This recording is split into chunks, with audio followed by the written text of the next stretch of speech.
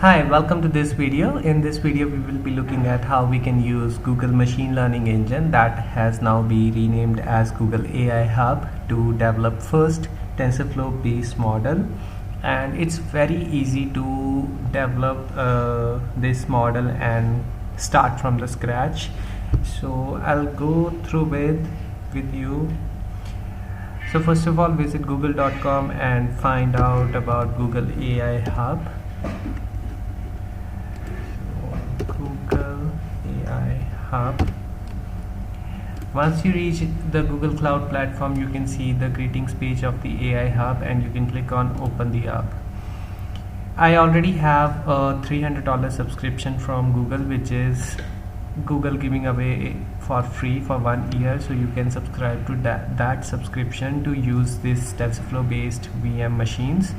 So once you are done with the subscription and inside the console you go to this TensorFlow machine learning VM images. So Google has already created these images for us. All we need to do is get this image running and things will be pre-installed and we will be able to use it for our computation libraries. So let's see how to actually create an instance. So for the purpose of video, I won't be using GPU since it will be requiring more credits. I'll be using an instance without GPU. So in their how to do guides, there is a guide of creating an instance of TensorFlow based instance. We will visit the AI platform for deep learning and we will click on launch compute engine. For this you have to select a project from Google. So this is the project that you have to create earlier. This is one of the earlier project on which I'm creating the instance, and it will take a couple of minutes when your instance will be created. So this instance is TensorFlow 2 second instance, and I'll be using just a single GPU with 4 gigs of memory, and I'll not be adding any GPU. So your cost is always there. If you add, for example, 1 GPU of Tesla K80, so that will cost you around $260 per month, but I'm not adding this GPU for the purpose of this test, so my cost is very down. So if you select your GPU, you can choose to select your CUDA and your libraries to be installed automatically, CUDA library and the NVIDIA drivers. Once done, you can deploy your VMware instance, and in the matter of seconds this deployment will be completed, and now the actual deployment is taking place. So you can see all this instance and zoning happening here.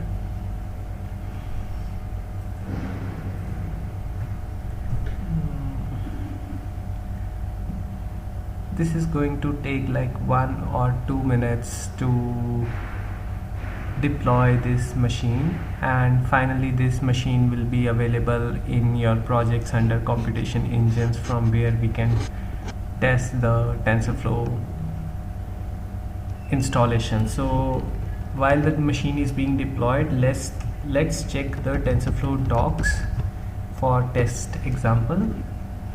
So this is tensorflow.org website where you can see your first training example on based upon MNIST fashion dataset. So there is a GitHub available as well. So let's check our deployment. It's still pending and it's in the last stage of deployment since it is configuring the software section of this VM machine. And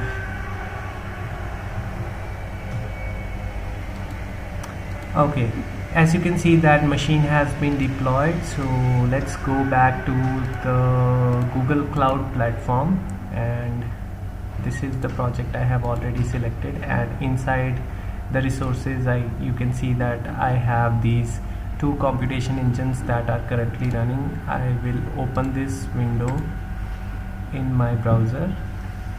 This is an SSH connection to my VM machine where I will be testing my TensorFlow based model.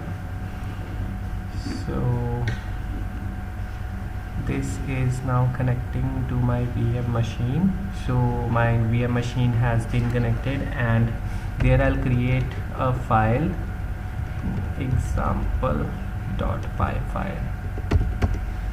So I'll just copy this stuff from here to the terminal area. So I will be just copying the essential parts required for the training of this MNST dataset, and so I'll be skipping about exploring the data, and I will not be using any of the matplotlib for display since we are going to run this thing on terminal only. Finally, you can see I use example build model to build this model, finally compile it, and I will train the model for 5 epochs, and I will evaluate my accuracy here, and I will save this file.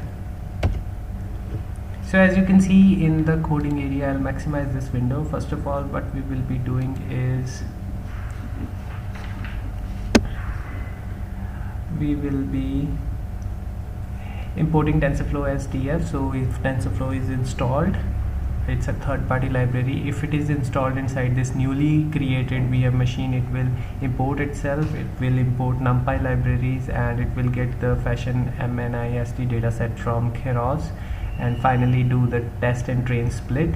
We have defined our class's name, and we normalize our data, and we define our model, we compile it, we will fit our model to this data, and we will predict the loss and test accuracy, and finally print the test accuracy here. And over this part you can see if the TensorFlow is imported successfully. We will also print the what version of TensorFlow we are using. So let's write this file down and exit this section. I'll just do python example.py file and run this command. So here you can see that my TensorFlow model is being displayed and my training has begun. So it is training for 5 epochs. So you can see that this TensorFlow is very easy to install. It's already installed in the matter of click. We were able to get this library up and running. Then we downloaded the dataset from Keras, the fashion MNST dataset, and we were able to train a model, and finally we printed the test accuracy on the evaluation set. So you can see in this example how quickly we were able to use GCP cloud to create an instance, a TensorFlow based instance, and run a example model on this instance. So I feel that using GCP is very easy. Once you have your subscription ready and your account set up, setting up a machine learning pipeline is just a matter of minutes. And if your script is having no errors, so you will be able to run this very quickly, and you won't have to go through the pain of installing the libraries and setting up the correct versions of the pipelines. So this is the benefits of using this GCP, and I think that is enough for the video, and I'll see you next time.